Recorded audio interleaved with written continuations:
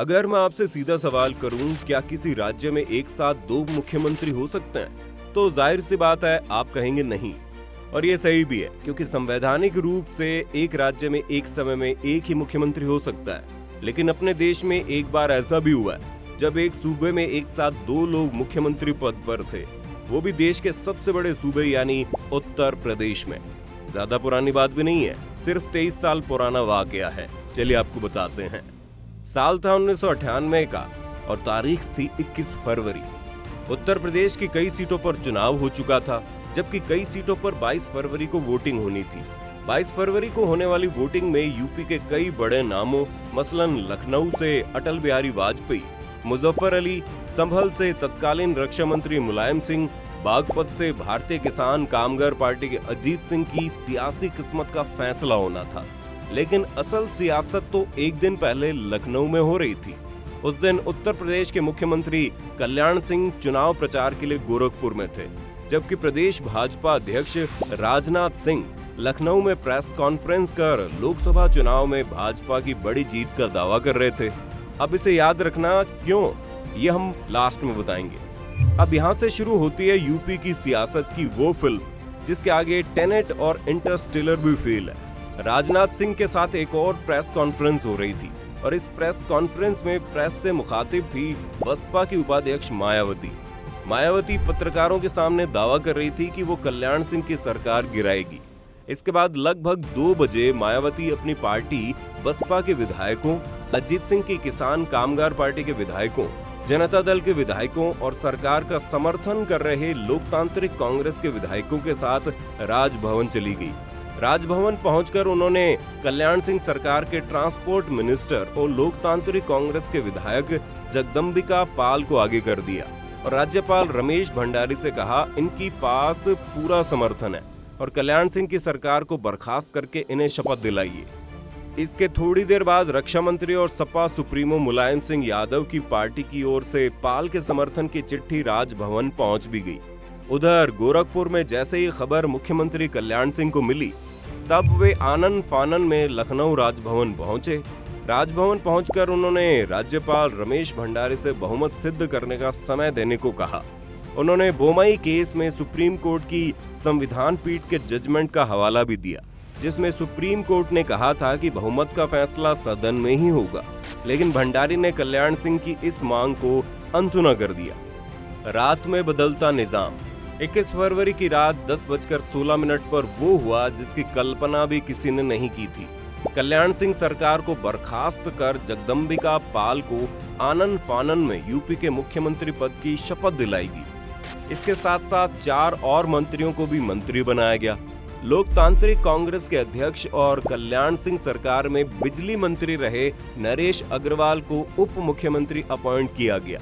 इस पूरे ऑपरेशन के दरमियान राजभवन से लेकर शपथ लेने वाले लोग इतनी हड़बड़ी में थे कि शपथ ग्रहण के बाद रस्मी तौर पर होने वाले राष्ट्रगान भी नहीं हुए और राजभवन में हुई महज 10 मिनट की कार्रवाई में देश के सबसे बड़े सूबे का निजाम बदल दिया गया। अब आती है 22 फरवरी। 22 फरवरी 1998 को लखनऊ समेत यूपी के कई संसदीय क्षेत्रों में वोटिंग हो रही थी।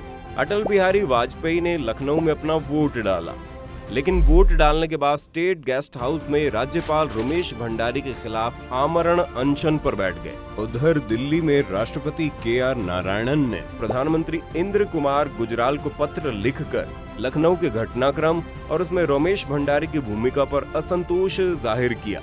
लेकिन असल ड्रामा तो लखनऊ के सचिवालय में हो रहा था। सुबह सुबह सचिवालय के मुख्यमंत्री के चैम्बर में जगदम्बिका पाल जाकर जम गए। वहीं दूसरी तरफ बर्खास्त मुख्यमंत्री कल्याण सिंह भी सचिवालय पहुंच गए, लेकिन उनके सचिवालय पहुंचने का कोई फायदा नहीं था, क्योंकि उस वक्त संवैधानिक रूप से जगदम्बिका पाल ही मुख्यमंत्री थे। लेकिन इसका मतलब ये नहीं था कि कल्याण सिंह कैंप ने हार मान ली थी।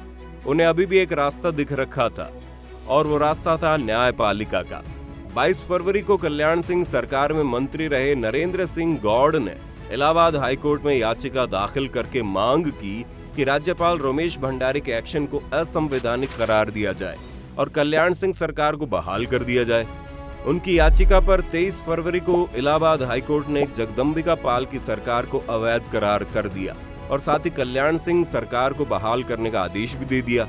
हाईकोर्ट के इस आदेश के साथ ही अटल बिहारी वाजपेयी ने अपना अनशन समाप्त कर दिया था। लेकिन इतने भर से कल्याण सिंह को वापस मुख्यमंत्री की कुर्सी नहीं मिलनी थी, क्योंकि अब हाईकोर्ट के फैसले के खिलाफ सुप्रीम कोर्ट जाने की बारी जगदम्बिका पाल कैंप की थी। वो सुप्रीम कोर्ट गए भी, लेकिन इसी दरमियान उन्हें एक बड़ा झटका लग चुका था। उप मुख्यमंत्री नरेश अग्रवाल और मंत्री हरिशंकर तिवारी समेत लोकतांत्रिक कांग्रेस के अधिकांश विधायक वापस कल्याण सिंह कैंप में लौट चुके थे। सीएम की इज्जत की मट्टी पलीत। मुख्यमंत्री जगदम्बिका पाल की वो हालत हो गई कि सचिवालय में सीएम की कुर्सी पर बैठे होने के बावजूद उन्हें पानी मांगने पर 1 घंटे बाद पानी का गिलास दिया जाता था। साथ ही नाश्ता मांगने पर दोबारा पानी का गिलास सामने रख दिया जाता था।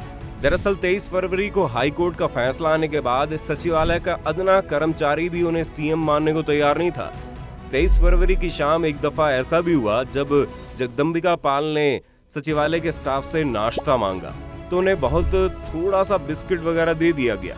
साहब, कल्याण सिंह का जो नाश्ता बचा था वहीं आपको दिया हूं, खा लो। ये हालत हो गई मुख्यमंत्री की।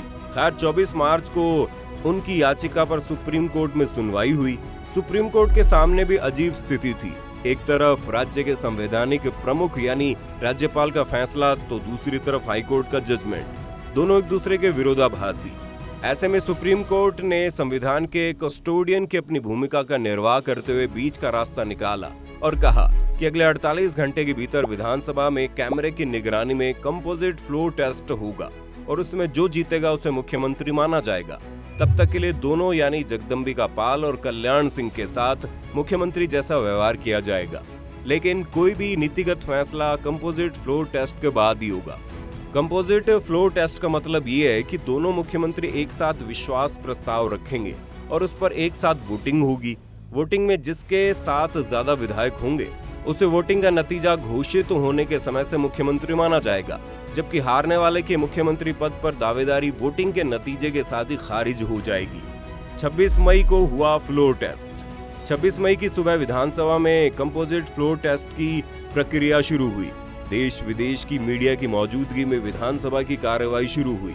सुप्रीम कोर्ट के आदेशानुसार 16 कैमरे लगाए गए थे और बेहद शांतिपूर्वक तरीके से कार्रवाई चल रही थी। लेकिन सबसे मजेदार सीन तो विधानसभा के अंदर की सिटिंग अरेंजमेंट का था।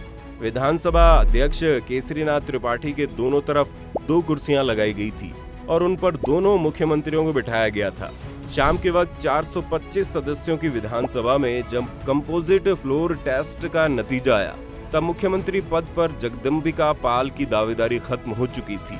225 विधायकों ने कल्याण सिंह के पक्ष में जबकि 196 विधायकों ने जगदम्बिका पाल के पक्ष में वोट किया था। विधानसभा की कुछ सीटें खाली थी।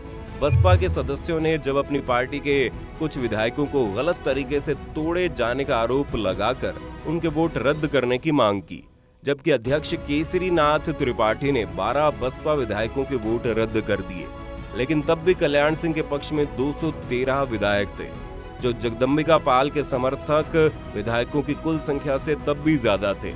इस प्रकार न्यायालय के हस्तक्षेप से पूरे 5 दिन तक चले इस घटनाक्रम का अंत हुआ और इस तरह से देश के सबसे बड़े राज्य में एक साथ 2 मुख्यमंत्री देखे गए। आपको अगला किस्सा कौन सा सुनना है हमें कमेंट में बताइए। अगर वीडियो पसंद आई तो उसे लाइक और शेयर कर देना, चैनल को सब्सक्राइब भी कर दीजिए। धन्यवाद।